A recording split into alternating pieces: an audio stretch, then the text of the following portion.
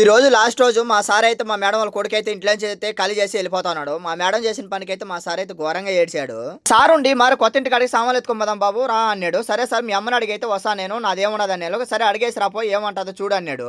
ఈ మారు మీ కొడుకు సామాన్లు కొత్త ఇంటి కాడికి పోదాం అని చెప్తున్నాడు. ఎట్ట మేడం పోయినా వద్దంటే పోగాక అవసరం లేదు వాళ్ళకి ఏం పనులు చేయగాక అని చెప్పింది. అదే మాట మా సార్ చెప్పేలా మా సార్ అయితే కళ్ళలోంచి నీళ్లు అయితే కారిపినాయి. చెప్పాడు మా సార్ ఉండే బాధ అంతా నాకైతే కక్కేసి చెప్పేశాడు. బాబు ఈ మారిగానే నన్ను ఎందుకు ఇలా చేస్తున్నారు నేనైతే అడిగాను కొత్త ఇంటికి రాండి అందరం కలిసి ఉందామని చెప్పాను నేను. కాకపోతే మా అమ్మ అయితే రానంటున్నది. ఎందుకు నన్ను ఇంత దూరం పెడుతున్నారో నేనేం తప్పు చేశానని చెప్పి ఘోరంగా ఏడ్చాడు మా సార్ అయితే. నేనైతే ఒకటే చెప్పాను మనం ఏం చేయలేం కదా సార్ వాళ్ళు రాడానికి మనం ఏం చేద్దాం సార్ అంటే ఇంక నేను కూడా డ్యూటీలు కూడా నీకు ఏం చేయలేకపోతున్నా sir sorry sir I miss you sir అంటానే ఐ మిస్ యూ టూ అని చెప్పి ఏడ్చాడు మా సార్ అయితే నా కాడ.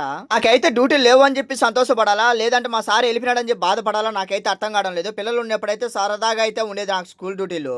ఆ నైట్ పోతా మా సార్ ఉండి ఇంక స్కూల్ డ్యూటీలు ఏమి ఉండవు కదా నీకు హ్యాపీ కదా అంటే అప్పుడు ఏడుపు వచ్చింది నాకు. సారీ సార్ అని చెప్పాను.